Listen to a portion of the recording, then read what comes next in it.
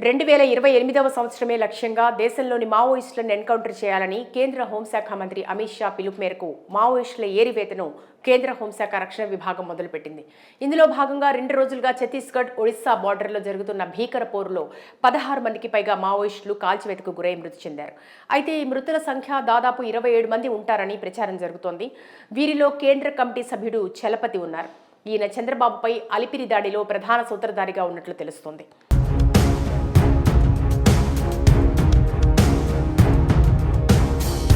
అయితే ఈయన అసలు పేరు రామచంద్రారెడ్డి. అత్యంత కీలక మావోయిస్టుగా ఈయనపై ₹1 కోటి రివార్డు కూడా ఉంది. అలిపిరిలో క్లైమోర్ మైన్ ఘటన మొదలు పలు దాడుల్లో చలపతి కీలక పాత్రను వ్యవహరించారు. నిజానికి ఒడిశా, ఛత్తీస్గఢ్ సరిహద్దుల్లో అబూజ్మడ్ కంచుకోటగా మలుచుకున్న చలపతి ఇతర అగ్రనాయకులు అక్కడ పోలీసు ఎన్కౌంటర్లు పెరగడంతో గరియాబంద్ను సురక్షిత స్థావరంగా మలుచుకున్నట్టు పోలీసులు భావిస్తున్నారు.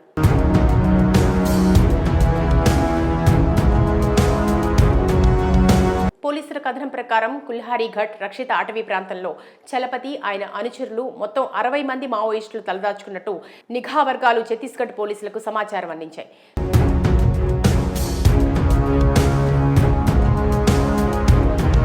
దీంతో ఈ నెల 19వ తేదీ రాత్రి గరియాబంద్ ఎస్పీ నిఖిల్ రకేచా, ఒడిశాలోని Naupada SP Gundala Raghavendra, Odisha Naxals operation DIG Akhileshwar Singh cobra, commandant DS Kathate నేతృత్వంలో ఇరు రాష్ట్రాలకు చెందిన సుమారు 1000 మంది జవాన్లు రంగంలోకి దిగారు.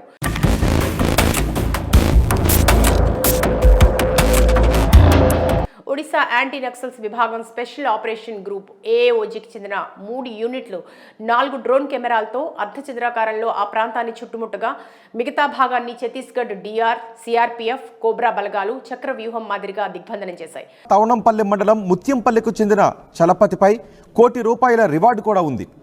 నక్సల్స్ ఎటు తప్పించుకునే వీలు లేకుండా ముందుకు సాగాయి. పారిపోతున్న మావోయిస్టులను గుర్తించేందుకు డ్రోన్ కెమెరాలను రంగంలోకి దింపాయి. ఈ అడవి నుంచి బయటకు వెళ్లే మార్గంలో 5 కిలోమీటర్ల దూరంలో డాగ్ స్క్వాడ్ను మోహరించాయి.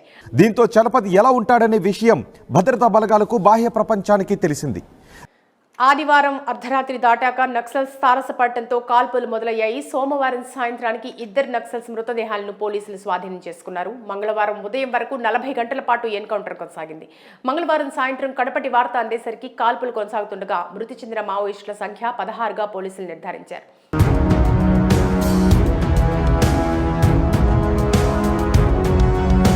గత ఏడాది అమిత్ షా ఇచ్చిన పిలుపు మేరకు రక్షణ శాఖ సీరియస్గా తీసుకుంది. వారు చేస్తున్న దాడులతో మావోయిస్టు పార్టీ వైపు నష్టం బాగా పెరిగింది. 300 మందికి పైగా నక్సల్స్ హతమవగా 450 అరెస్టులు, 850 లొంగుబాట్లు జరిగాయి. 2025 ఆరంభం నుంచే నక్సలైట్లకు ఎదురుదెబ్బలు తగులుతున్నాయి.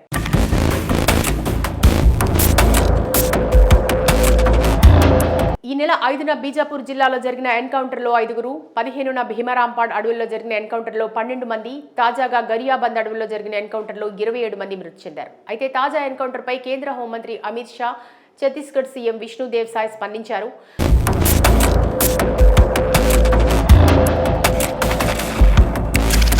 నక్సలైట్లు ఆఖరి శ్వాస తీసుకుంటున్నారని, ఇది రక్షణ బలగాల గొప్ప విజయమని అమిత్ షా పేర్కొన్నారు. భారీ ఆపరేషన్లో విజయం సాధించిన బలగాలను విష్ణుదేవ్ అభినందించారు. 2028 మార్చి కల్లా ఛత్తీస్గఢ్ నక్సలిజం లేకుండా చేస్తామని ఇరువురు పునరుద్ఘాటించారు.